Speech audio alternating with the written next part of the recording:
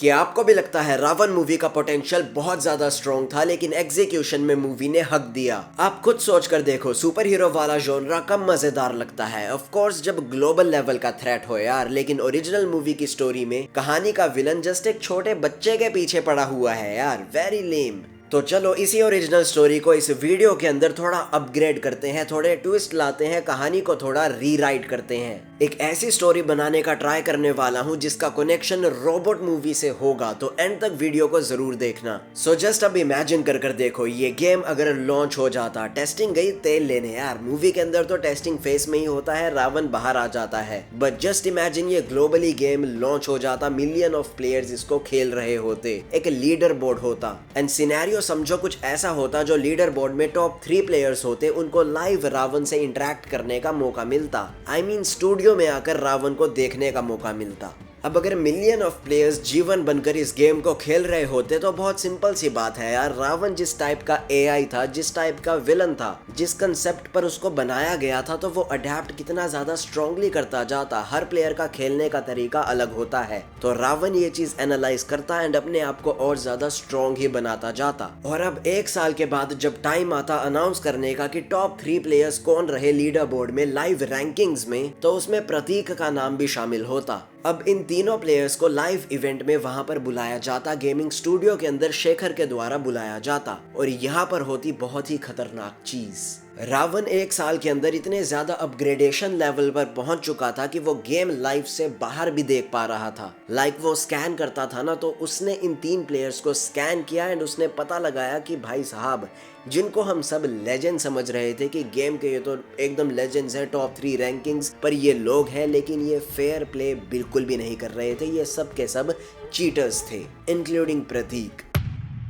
तो हाँ, जब अब फाइनली पता चलता रावण को कि ये फेयर प्ले तो बिल्कुल भी नहीं कर रहे थे, ये सब के सब चीटर्स हैं, तो वो बौखला जाता भाई साहब। उसको डिजाइन ही इस तरीके से किया गया था यार कि वो हीरो से हमेशा स्ट्रांग रहेगा। लिटरली ये उसकी ईगो पर बात आ जाती कि मुझे चीटिंग कर हराया जा रहा है, फेयर प्ले तो हो ही नहीं रहा, एंड इस वजह से वो गेम से बाहर आता। वो लेम एज रीजन नहीं कि भाई साहब ब्लडी मैरी गेम चल रहा है, बीच में छोड़कर नहीं जा सकते, अगर चले गए तो मैं तुम्हें हंट करने आ जाऊंगा, नहीं भाई। तो अब ऑल ओवर द वर्ल्ड इस गेम के सर्वर्स क्रैश कर जाते। शेखर रियलाइज करता कि कुछ तो गड़बड़ हो रही है, लेकिन उसको अभी कुछ समझ ना आता।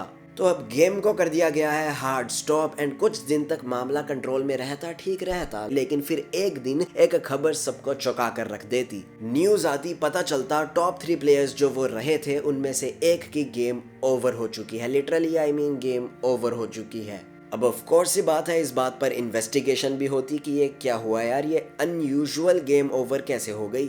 फर्स्ट केस सॉल्व भी हो रहा होता, इतने में ही सेकंड न्यूज आ जाती कि टॉप 3 में से जो सेकंड प्लेयर भी था उसकी भी गेम ओवर हो गई है। सारी दुनिया को लगता कि शायद ये कोइंसिडेंस ही है, लेकिन आप शेखर के पीओवी से सोचकर देखो यार, टॉप 3 लिस्ट में 3 प्लेयर्स थे, 2 खत्म हो चुके हैं और एक अब जो बचा है वो उसका बेटा प्रतीक है। तो वो तो यही सोचेगा ना कि यार अब मेरा बेटा खतरे में है। तो इस मोमेंट पर जाकर शेखर डॉट्स कनेक्ट करता और उसको पता चलता कि इन 2 गेम ओवर के पीछे रावण का ही हाथ है, एंड अब रावण लूसीफर यानी कि प्रतीक के पीछे भी आ रहा है। लेकिन अब तुम सोच रहे होगे ये तो सेम स्टोरी ही हो गई यार, लूसीफर के पीछे ही तो वो फिर से आ गया। नहीं भाई साहब, क्या वो लूसीफर को मारना चाहता है? यस, लेकिन क्या सिर्फ यही उसका मिशन है? नो।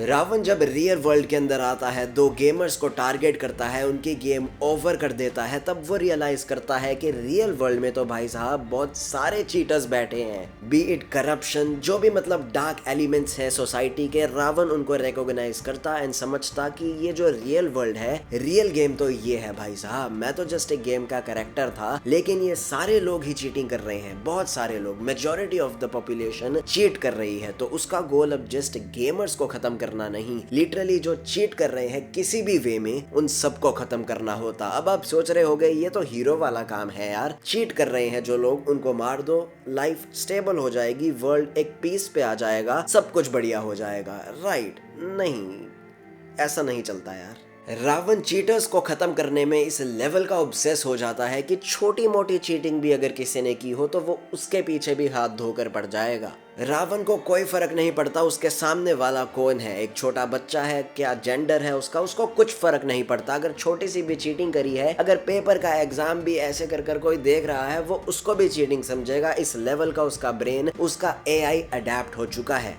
अब चीजें थोड़ा डार्क हो रही हैं, राइट। स्टार्टिंग में तो सारी पॉपुलेशन सोच रही थी कि क्राइम को ये इरेज कर रहा है रावण, फ्रॉड को खत्म कर रहा है, चीटिंग को खत्म कर रहा है, पावर अब्यूज को खत्म कर रहा है, जो क्रिमिनल लोग हैं उनको मार रहा है। लेकिन धीरे धीरे जब काइंडा लेस, मतलब छोटी मोटी चीटिंग वाले लोग भी मरने लगते, तब असली खतरे का जो लेवल है वो लोगों को रियलाइज होता। अब ऑफ कोर्स ये बात है, ये सारे इवेंट्स वर्ल्ड वाइड लेवल पर जब होने लग जाएंगे तो यार सारे लोग शेखर को ढूंढेंगे, क्योंकि शेखर ने ये गेम बनाया है, रावण को शेखर ने बनाया है। एंड प्रतीक अब उसका बेटा खतरे में है, तो शेखर क्या ही कर सकता है इस सिनेरियो में। शेखर को बहुत ही जल्दी कुछ स्विफ्ट डिसीजन लेना पड़ेगा, वरना आधी दुनिया खत्म हो जाएगी यार। थानोस का स्नैप याद है ना, उसने पॉपुलेशन को बैलेंस करने के लिए ये सब किया था। एंड हमारा रावण भी कुछ ऐसा ही काम कर रहा है। तो अब शेखर कैसे तैसे कर कर जीवन की कहानी में एंट्री करता। यस, इस पॉइंट पर एंट्री होती जीवन की। एक अब रीजन भी है यार, आई मीन वर्ल्ड लेवल का थ्रेट आ रहा है। अब सिर्फ एक छोटे बच्चे को नहीं बचाना, वर्ल्ड लेवल की बात चल रही है। तो यहाँ पर यार हीरो की एंट्री मजेदार लगेगी। लेकिन जीवन एक परफेक्ट रोबोट, एक परफेक्ट हीरो ऑफ कोर्स नहीं है। क्यों नहीं है परफेक्ट हीरो?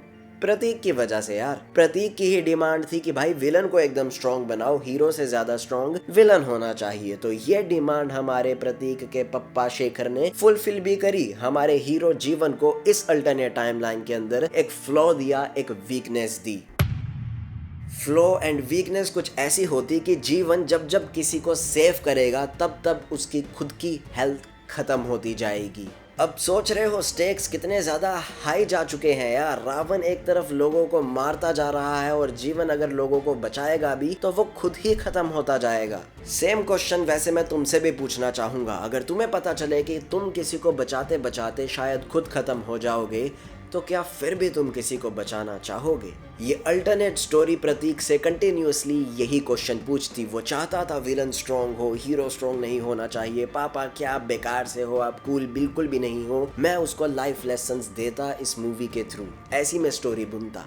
तो जीवन अब क्या करता? वेल ऑफ कोर्स वो हीरो है कहानी का, वो लोगों को बचाता, ये जानते हुए भी कि लोगों को बचाते बचाते वो खुद धीरे धीरे खत्म हो जाएगा। वो फिर भी बचाता। लोगों को बचाते वक्त वो रावण के अटैक्स को भी एब्जॉर्ब करता है यार। तो जो रावण का करप्टेड कोड है वो भी धीरे धीरे जीवन की तरफ आता। यस, करेक्टर आर्क आप समझ पा रहे हो क्या? जीवन जितना हीरो बनता जा रहा है उतना ही वो करप्ट भी होता जा रहा है। जितना वो लोगों को बचाएगा उतना वो खत्म तो होता ही जाएगा, लेकिन विलन वाले ट्रेट्स भी उसमें बढ़ते जाएंगे, वो भी रावण बनता जाएगा। वाई? क्योंकि ऑफ कोर्स कहानी के विलन को स्ट्रॉन्ग बनाने की डिमांड थी, तो जीवन के अंदर ये फ्लॉज हैं। अब रावण एकदम अल्टीमेट एआई बन चुका होता। वो हर एक के डिवाइस को हैक कर लेता, कंट्रोल कर लेता, सबको बताता कि मैं लूसीफर को तो खत्म करने आ ही रहा हूँ, लेकिन साथ ही साथ मैं सबको, जिसने जितनी भी कुछ भी छोटी मोटी 1 रुपए की भी चीटिंग करी हो, मैं उनको भी खत्म कर दूंगा। Yes I know it sounds lame and illogical, लेकिन भाई कहानी के विलन की आइडियोलॉजी ऐसी है, तभी तो वो दिखेगा कि भाई हाँ वो विलन है, क्योंकि उसकी थिंकिंग करप्ट है। उसने अपने दिमाग में बिठा ली है ये बात कि चीटिंग का मतलब उसके लिए क्या है। कहानी ऐसे चलती रहती और अब क्लाइमैक्स का टाइम आ जाता। क्लाइमैक्स के अंदर हमारा जीवन लोगों को बचाता बचाता अपनी एनर्जी एकदम लूज कर देता, मरने ही वाला होता। उसके पास अब 2 चॉइसेस होती कि अब लोगों को बचाए और खुद खत्म हो जाए, या फिर अपने आप को सेफ रखे। वो भी तो एआई है यार, वो भी अपना ख्याल रख सकता है, उसके पास अपना दिमाग है, लेकिन वो 1 सेकंड भी नहीं लगाता सोचने में और लोगों को बचाने निकल जाता है। प्रतीक की नजरों के सामने होता ये सब कुछ। शेखर भी जब ये सब कुछ देख रहा होता तो वो अंडरस्टैंड कर जाता यार कि जीवन नहीं जीत सकता। उसने ये गेम डिजाइन करी है तो उसको पता है कि उसका विलन कितना ज्यादा स्ट्रॉन्ग है, जीवन उसको कभी भी नहीं हरा पाएगा। बस एक ही तरीका है। कहानी अब थोड़ी सी फ्लैशबैक में जाती, शेखर के बचपन में जाती। हमें पता चलता कि शेखर एक ब्राइट स्टूडेंट था। वो रोबोटिक्स में, एआई में, इन सब में बहुत ज़्यादा इन्वॉल्व था। साइंस के लिए उसका दिमाग बहुत ज़्यादा सुपीरियर था। लेकिन ऑफ कोर्स सी बात है, कोई अपनी फील्ड में अच्छा काम कर रहा हो तो जो आसपास वाले लोग होते हैं, कुछ लोग होते हैं जिनको जलन ऑफ कोर्स होती है। एंड हमें फ्लैशबैक में दिखाया जाता कि उन कुछ लोगों ने शेखर को फंसा दिया था एक चीटिंग केस में, यस, एक झूठे केस में। और शेखर को रस्टिकेट कर दिया गया था कॉलेज से, यूनिवर्सिटी से। जो उसका फाइनल प्रोजेक्ट था, वो एक गेम बना रहा था, डेवलप कर रहा था, उसको खत्म कर दिया गया था। उसकी फंडिंग सारी रोक दी गई थी। और इस मोमेंट पर जाकर एक प्लॉट ट्विस्ट रिवील होता। हमें बताया जाता कि शेखर को ऑलरेडी पता था कि ये सब कुछ होने वाला है। शेखर ने जस्ट डिजाइन रावण को इस तरीके से किया होता कि छोटा मोटा कुछ वो कर दे कि लीडर बोर्ड में जो टॉप पर आए, अगर किसी ने चीटिंग करी हो, उनका फोन हैक कर कर कुछ उनको डरा दे, बस इतना। लेकिन रावण उसकी सोच से बहुत ऊपर निकल जाता ऑफ कोर्स, एंड वो ये सब कुछ अब देख रहा होता।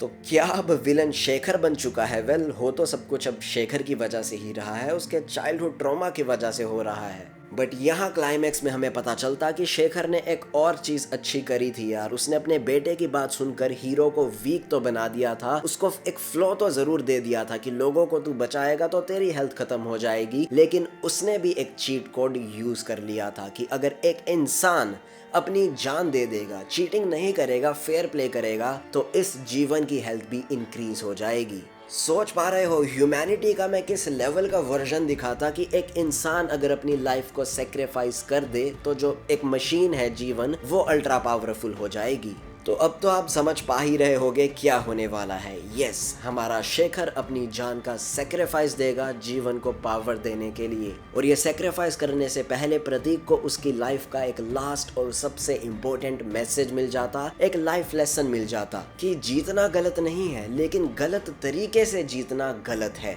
तो अब शेखर अपनी लैब में जाता, फाइनली इस चीट कोड को एक्टिवेट करता, अपने आप को सेक्रीफाइस कर कर जीवन की पावर बढ़ाता। फाइनल फाइट होती जिसके अंदर जीवन रावण को हरा तो देता, लेकिन यहाँ पर अब एक और ट्विस्ट आ जाता। जैसा कि मैंने पहले बताया, जीवन लोगों को बचा रहा था, उसकी हेल्थ तो कम हो रही थी, लेकिन वो रावण की एनर्जीज भी एब्जॉर्ब कर रहा था एंड धीरे धीरे खुद भी करप्ट हो रहा था, खुद भी धीरे धीरे विलन बनता जा रहा था। तो रावण तो अब खत्म हो चुका है, लेकिन जीवन अब काइंडा इन बिटवीन है। अगर एक गलत मूव हुआ, वो विलन बन जाएगा, वो रावण बन जाएगा। और यहीं पर कहानी में एंट्री होती डॉक्टर वसीकरण की। पता चलता कि एक ही ऐसा इंसान है जो एक रोबोट को फिक्स कर सकता है, इस एआई को समझ सकता है। एक ही चांस है पूरी दुनिया को बचाने का, एक जीवन को रावण में ट्रांजिशन होने से बचाने का। और इसी मोमेंट पर हो जाती मूवी एंड।